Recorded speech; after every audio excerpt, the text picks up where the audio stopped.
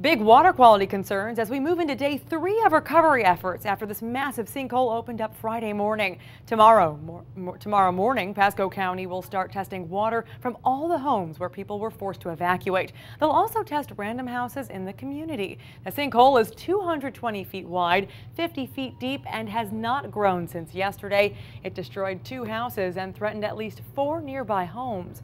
Environmental agencies want the county to hold off for a few more days to be sure that there are no issues before starting cleanup efforts. Well, 10 News reporter Shannon Valladolid is live near that sinkhole. She joins us now. Shannon. Well, there's 3 septic tanks, a car, and a lot of household chemicals inside that sinkhole. That's why so many people living in this area are concerned. And I do want to note that the water here behind me in that sinkhole has decreased drastically since we were here yesterday. So tomorrow morning, all of the homes that were evacuated will be tested. But on top of that, an additional 11 homes will also be tested, and those will just be random homes in the area. So that's going to make it a total of 20. And the county officials say that this is just really to ease the mind of the people living here because the water, they say, is okay. I've had a specialist from the University of South Florida, a scientist, that has said there's nothing to be concerned about in the water table.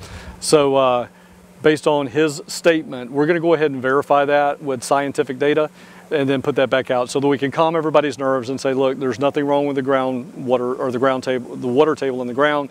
Your wells are still completely safe.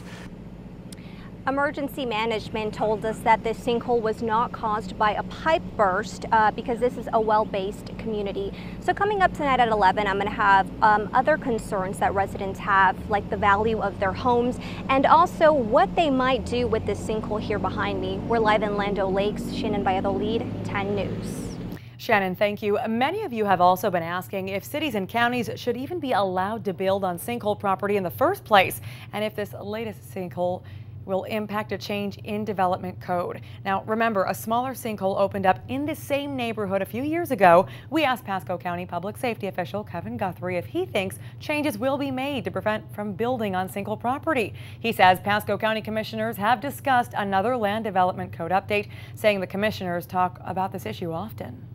Perhaps as a result of this, I would expect our county building department, our county planning department to probably look at this and see, how do we prevent this from happening? Do we need to review our codes? Do we need to make our codes better? Are our codes consistent with not just the area around us, but around the country, around the state that also have sinkhole problems?